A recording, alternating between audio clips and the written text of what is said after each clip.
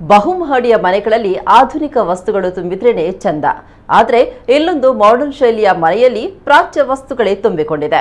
ಈ ಮನೆಯನ್ನ ನೋಡಿದ್ರೆ ಮಿನಿ ಮ್ಯೂಸಿಯಂ ನೋಡಿದಂತಾಗುತ್ತೆ.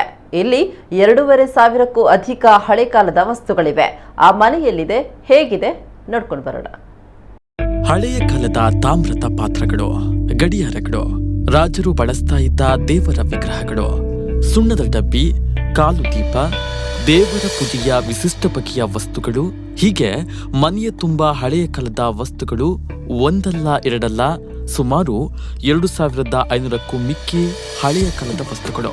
ಹೌದು, ಹೀಗೆ ಪ್ರಾಚ್ಯ ವಸ್ತುಗಳೇ ತುಂಬಿರುವಂತಹ ಈ ಮನೆ ಇರುವುದು ಉಡುಪಿ ಜಿಲ್ಲೆಯಿಂದ 17 ಕಿಲೋಮೀಟರ್ ದೂರದಲ್ಲಿರುವಂತಹ ಬಾರ್ಕೂರು ಎಂಬ ಊರಿನಲ್ಲೇ. ಮನೆಯ ಯಜಮಾನ ವೆಂಕಟರಮಣ ಬಂಡರ್ಕರ್ ಪ್ರಾಚ್ಯ ವಸ್ತುಗಳನ್ನ ಸಂಗ್ರಹಿಸಿದವರು. ಅಂದಿನ ಜನಜೀವನದಲ್ಲಿ ಉಪಯೋಗಿಸ್ತಾ ಇದ್ದಂತಹ ವಸ್ತುಗಳನ್ನ ಇಂದಿನ ಮುಂದಿನ ಪೀಳಿಗೆಗೆ ಪರಿಚಯಿಸುವ ದೃಷ್ಟಿಯಿಂದ ಬಾರ್ಕೂರಿನ ವೆಂಕಟರಮಣ ಬಂಡರ್ಕರ್ ಇಂತಹ ಒಂದು ಅದ್ಭುತ ಪ್ರಯತ್ನಕ್ಕೆ ಕೈ ಹಾಕಿ ಸೈ ಎನಿಸಿಕೊಂಡಿದ್ದಾರೆ. ಎಲ್ಲಾದರೂ ಹಳೆಯ ವಸ್ತುಗಳು ಕಂಡು ಬಂದಲ್ಲಿ ಅದನ್ನ ಕೇಳಿ ತಂದು ಮನೆಯಲ್ಲಿ ಸಂಗ್ರಹಿಸಿ ಇಡುವಂತಹ ಒಳ್ಳೆಯ ಹವ್ಯಾಸವನ್ನ ರೂಢಿಸಿಕೊಂಡಿದ್ದಾರೆ. ಇವತ್ತು ಬಾರ್ಕೂರಿನಲ್ಲಿ ಒಂದು ಸಣ್ಣ ಮ್ಯೂಸಿಯಂ ಮಾಡಿ ನನ್ನ ಮನೆಯಲ್ಲಿಯೇ ಕೆಲವು ಹಳೆಯ ವಸ್ತುಗಳನ್ನು ಇಟ್ಟು ಇವತ್ತು ಅದನ್ನು ಪೋಷಿಸಿ ಕಾಪಾಡಿ ಬಂದಿದ್ದೇನೆ ಅಂತ ಹೇಳಲಿಕ್ಕೆ ಸಂತೋಷ ಆಗ್ತದೆ. ಅದೇ ರೀತಿಯಲ್ಲಿ ಇದರ ಹಿಂದೆ ತುಂಬ ಜನರ ಕೈ ಇದೆ, ತುಂಬ ಜನ ನನಗೆ ಸಹಕಾರ ಮಾಡಿದವರಿದ್ದಾರೆ. ಅದರಲ್ಲಿಯೂ ಮುಖ್ಯವಾಗಿ ನಮ್ಮ ಶ್ರೀ ಕ್ಷೇತ್ರ ಧರ್ಮಸ್ಥಳದ ಕಾವಂದರಾದ ವೀರೇಂದ್ರ ಹೆಗ್ಗಡೆಯವರ ಒಂದು ಆಶೀರ್ವಾದ. ಯಾಕಂತ ಹೇಳಿದರೆ ವೀರೇಂದ್ರ ಹೆಗ್ಗಡೆಯವರನ್ನ ನನಗೆ ಮಾರ್ಗದರ್ಶಿ ಅಥವಾ ನನಗೆ ಇದಕ್ಕೆ ಒಂದು ಇಡಲಿಕ್ಕೆ ಪ್ರೇರೇಪಣೆ ಅವರಂತ ಹೇಳಲಿಕ್ಕೆ ನಾನು ಇಚ್ಛೆಪಡ್ತೇನೆ. ಅವರು ಧರ್ಮಸ್ಥಳದಲ್ಲಿ ತುಂಬ ದೊಡ್ಡದಾದ ಒಂದು ವಸ್ತು ಸಂಗ್ರಹಾಲಯ ಮಾಡಿದ್ದಾರೆ.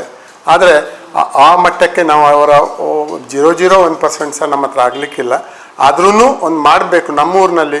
ಯಾಕಂದರೆ ಬಾರ್ಕೂರು ಒಂದು ದೇವಾಲಯಗಳ ಊರು, ಒಂದು ಪುರಾತನ ಒಂದು ಇತಿಹಾಸವುಳ್ಳ ಊರು.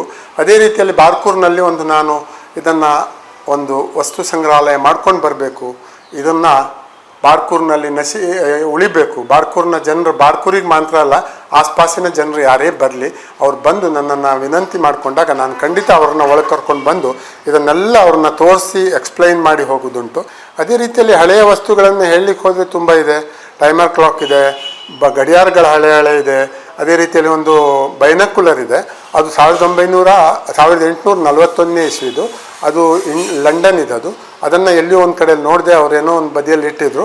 ಅದನ್ನು ಕೇಳಿ ನಾನು ತಂದು ಅದನ್ನು ಜೋಪಾನ ಮಾಡಿ ಇಟ್ಟಿದ್ದೀನಿ. ಇನ್ನು ಮುಂದೆಯೂ ನಾನು ಸಹ ಹೊಸ ಐಟಮ್ ಅಂದರೆ ಹಳೆಯ ಐಟಮ್ಗಳು ಸಿಕ್ಕಿದಲ್ಲಿ ಅದನ್ನು ಹಣ ಕೊಟ್ಟು ತಂದದ್ದಿದೆ, ಕೇಳಿ ಬೇಡಿ ತಂದದ್ದಿದೆ.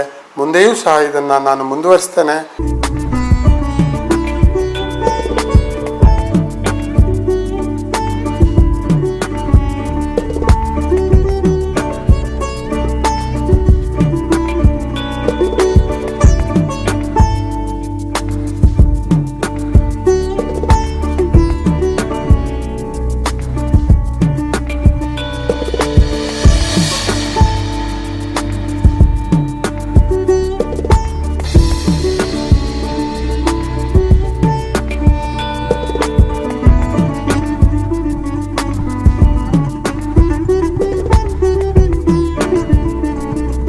ಮನೆಯ ಪ್ರವೇಶ ದ್ವಾರದಿಂದ ಹಿಡಿದು ಚಾವಡಿ, ಪಡಸಾಲೆ, ಅಡುಗೆ ಮನೆ ಹಾಗೂ ಕೋಣೆಗಳಲ್ಲಿ ಅಚ್ಚುಕಟ್ಟಾಗಿ ಸುಂದರವಾಗಿ ವಸ್ತುಗಳನ್ನು ಜೋಡಿಸಿದ್ದಾರೆ.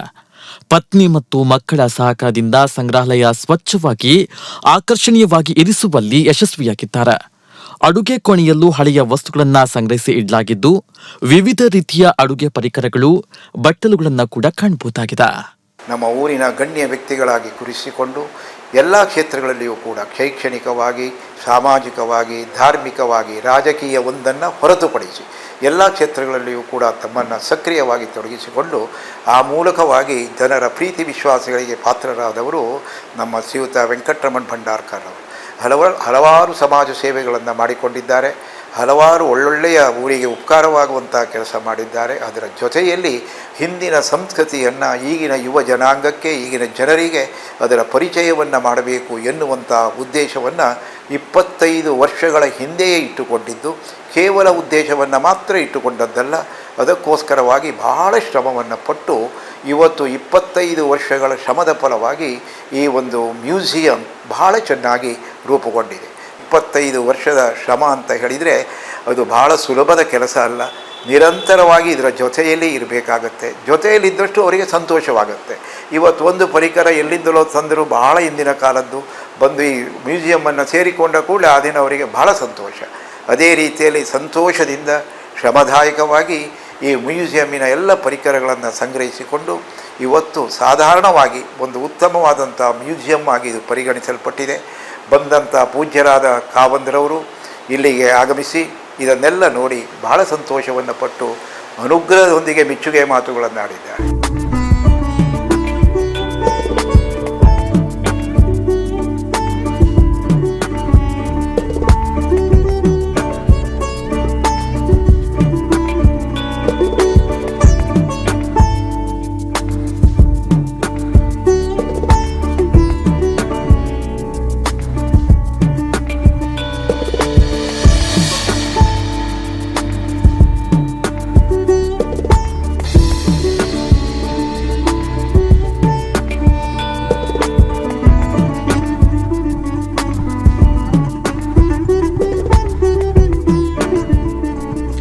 ಮುಂದಿನ ಪೀಳಿಗೆಗೆ ಹಳೆಯ ವಸ್ತುಗಳ ಅಧ್ಯಯನಕ್ಕೆ ಅನುಕೂಲ ವಾತಾವರಣವನ್ನ ನಿರ್ಮಿಸಿಕೊಟ್ಟ ಬಂಡರ್ಕರ್ ಇವರ ಪ್ರಾಚ್ಯ ವಸ್ತು ಸಂಗ್ರಹಾಲಯಕ್ಕೆ ಧರ್ಮಸ್ಥಳದ ಧರ್ಮಾಧಿಕಾರಿ ವೀರೇಂದ್ರ ಹೆಗ್ಗಡೆ ಸೇರಿದಂತೆ ನೂರಾರು ಮಂದಿ ಗಣ್ಯರು ಭೇಟಿಯನ್ನ ನೀಡಿದ್ದಾರೆ.